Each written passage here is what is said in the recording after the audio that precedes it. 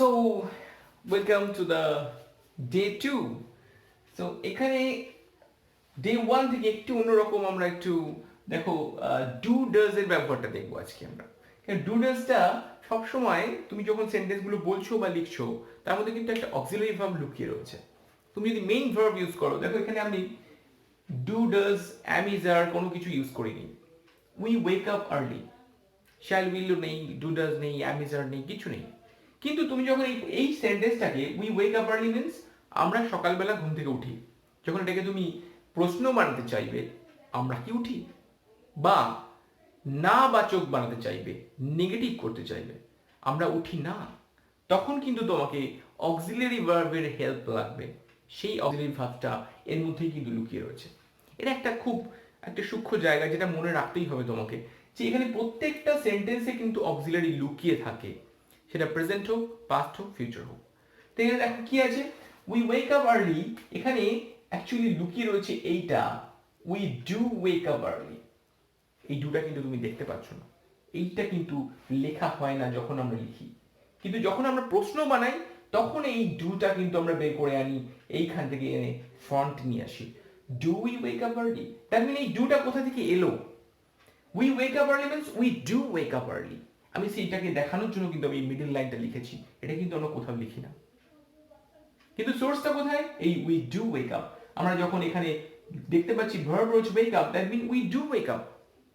এখানে do we wake up early, আমরা কি সকালে উঠি?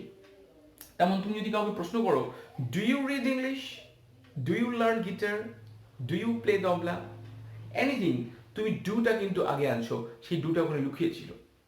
কেউ বললো I do not like tea, I like tea. I like tea means আমি চা পছন্দ করি, কিন্তু আমি পছন্দ করি না যখন বলছি আই ডু নট লাইক, এই ডুটা কোথা থেকে এলো? আই ডু লাইক টি, ওখানে কিন্তু ডুটা লুকিয়ে ছিল। এই সেন্টেন্সটাকে যদি নেগেটিভ করা হয়, দেখো আমি নেগেটিভ করছি, we do not ওয়েক up early. তাহলে এখানে যে ডুটা আমরা পেলাম, এটা কোথা থেকে পেলাম? এটা কিন্তু ওখানে লুকিয়ে ছিল, it was hidden in the sentence. That mean in every sentence a auxiliary verb and auxiliary verb is hidden, so you have to find that out in front if you want to make it a question, or if you want to make it a negative sentence. তো অক্সিলারিজটা কিন্তু ওখানে রয়েছে, do does রয়েছে প্রেজেন্টের ক্ষেত্রে, ফিউচারে shall will রয়েছে, পাস্টে did রয়েছে, বা ওয়াজ ওয়ার রয়েছে। তো অক্সিলারি কিন্তু রয়েছে, তা নাহলে তুমি নেগেটিভও করতে পারবে না, প্রশ্নও করতে পারবে না। তো এবার চলো দেখে এই ডাজটা কোথা থেকে আসছে, ডাজ এর সোর্সটা কোথায়?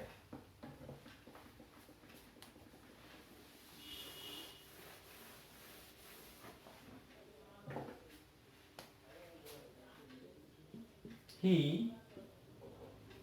plays guitar. দেখো এখানে কোনো ডাজ দেখতে পাচ্ছ? আমি জানি তোমরা দেখতে পাচ্ছ না, কিন্তু এর ভিতরে একটা ডাজ লুকিয়ে রয়েছে। How will you find that? এই যে এসটা রয়েছে, এটা কোথা থেকে এসেছে? দেখো সাবজেক্ট যখন থার্ড পারসন সিঙ্গুলার, আমি ডে ওয়ানে দেখিয়েছিলাম first person, second person and third person. যখন থার্ড পারসন সিঙ্গুলার একজন রয়েছে, তখন কিন্তু এই এস বা ইএস প্রেজেন্ট ইনডেফিনিট টেন্সে এটা কিন্তু ইউজ হয়। দ্যাট মিন ওখানে ডাজটা লুকিয়ে রয়েছে, তোমাকে ইন্ডিকেট করছে। তাহলে আমি কি করে ওটাকে বের করবো? দেখো এখানে যদি প্রশ্ন করতে হয়, সে গিটার বাজায়, এটা যদি প্রশ্ন করো সে কি গিটার বাজায়, তুমি কি করে করবে? এটা actually it means he does play. দেখো কি করলাম, এখানে এসটা কিন্তু তখন আর থাকছে না, গিটার। তাহলে এখানে যে এসটা ছিল কোথায় গেল? এইখানে চলে এসেছে এসটা। That mean S has been transform into does. তাহলে হি ডাজ প্লে গিটার, এটা কিন্তু আমরা লিখি না, এটা তোমাদের বোঝানোর জন্য বললাম যে ডাজটা কোথা থেকে বেরোলো। এবার আমরা যদি এটাকে প্রশ্ন করতে চাই সে কি গিটার বাজায়, তখন আমরা কি করছি? Does he play. এই এই প্লেটা, ডাজ হি প্লে গিটার, তখন কিন্তু এখানে এসটা আর নেই, সেই এসটা কিন্তু এই ডাজ এর সাথে চলে এসেছে, ডাজ হি প্লে গিটার। এবার তুমি যদি ওটাকে নেগেটিভ করতে চাও, তাহলে কি করবে? দেখো হি ডাজ নট প্লে গিটার। তাহলে এখানে নেগেটিভ করলাম, সেরকম তুমি যখন কথা বলছো তুমি অনেক কথার মধ্যে এই ডাজ অ্যান্ড ডু কি করে ব্যবহার করবে। তুমি যখন বললে he likes to sing song, he does not like to sing song. I like to play guitar, he does not like to play guitar. তাহলে ডাজ এর ব্যবহার কিন্তু সর্বত্র রয়েছে। My mom cooks very nice, she does not like anything from the hotels. She doesn't like to eat from outside. তো এখানে does তুমি কোথা থেকে পেলে? ডাজটা তোমার এখানে হিডেন রয়েছে। এই হিডেন ফ্যাক্টটা তোমাকে বের করতে হবে। ডু ডাজটা যদি তুমি বুঝে পেতে পারো তাহলে কিন্তু সহজেই তুমি ইন্টারোগেটিভ করতে পারবে অ্যান্ড তুমি নেগেটিভও করতে পারবে। এই জন্য তোমাকে এটা ভালো করে বুঝতে হবে, ডু অ্যান্ড ডাজ। তো চলে আসি পরবর্তী স্টেপে।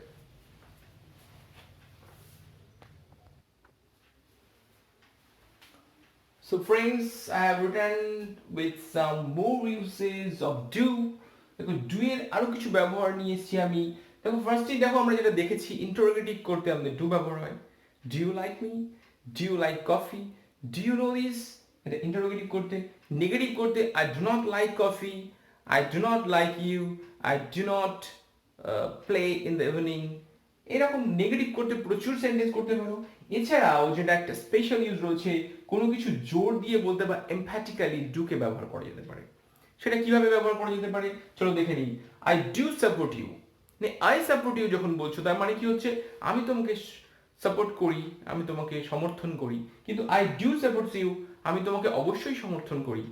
এই ক্ষেত্রে কিন্তু ডুটাকে ব্যবহার করতে পারো। এমফ্যাটিক্যালি আমরা ডু ব্যবহার করছি। দেন ডু স্ট্যান্ড, তার মানে অবশ্যই দাঁড়াও, দাঁড়াতেই হবে।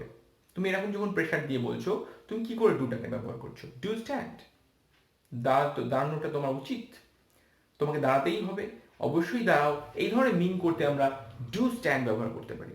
তো এটা ছিল ডু এর তিনটে ব্যবহার আমি দেখালাম। আরো একটা ব্যবহার আমি দেখাচ্ছি, চলো দেখে নিই আরো একটি ব্যবহার ডু এর।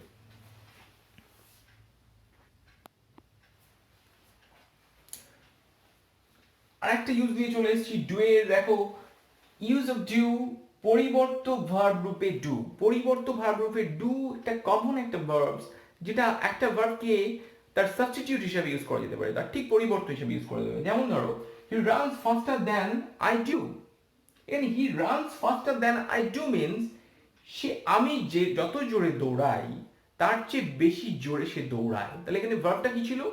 রান। কিন্তু এখানে হওয়ার কথা কি? হি runs faster than I run.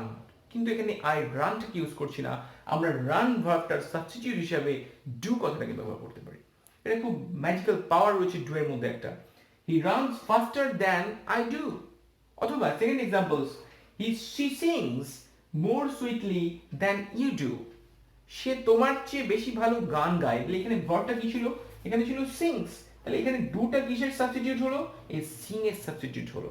তাহলে সে গান গায় তোমার চেয়ে আরো ভালো করে, মানে তুমি যেমন করে গান গাও, তুমি যে গান গাও তার চেয়ে সে ভালো গান গায়। তাহলে এখানে গান গাওয়াটা কিন্তু আমরা লিখলাম না, দেন ইউ সিং আমরা কিন্তু করলাম না। এখানে কি করলাম? She sings more sweetly than you do, তাহলে ইউ সিংটা করলাম না। যেমন এখানে রান ভার্বটার সাবস্টিটিউট আমরা কি করলাম? ডু। দ্যাট মিন এই রান ভার্বটার সাবস্টিটিউট হলো ডু। Then I do.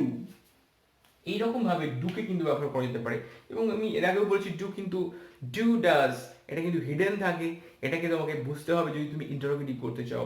আর তোমাকে তো প্রশ্ন করতেই হবে। If you want to converse with someone you have to ask some question, he will ask some question and you have to understand that question first, and after realizing that question you have to answer that. So without understanding the question you cannot reply. So at first you have to know this use of do and does, answer and auxiliary verbs, and to make interrogative and to make negative and to state anything. এই সেন্টেন্সগুলো নিয়ে আমি এর আগে আলোচনা করেছি আমার পূর্ববর্তী ভিডিওতে, কিন্তু সেগুলো দেওয়া রয়েছে 5 kind of sentences and their usage. Please ওগুলো দেখে নিতে ভুলবে না, আরও তোমার সুবিধা হবে। আমি ডে 3-তে আরও অন্য ইউসেজ নিয়ে আসছি, সঙ্গে থাকবে এবং প্রত্যেকটা সিরিজ ফলো করবে। কোনোটা বাদ দিয়ে গেলে কিন্তু তুমি পরেরটা বুঝতে পারবে না। সঙ্গে থাকবে, সাবস্ক্রাইব করতে ভুলবে না। পরের ডেতে আবার দেখা হচ্ছে। থ্যাংক ইউ, সবাই ভালো থেকো, হ্যাভ এ নাইস টাইম।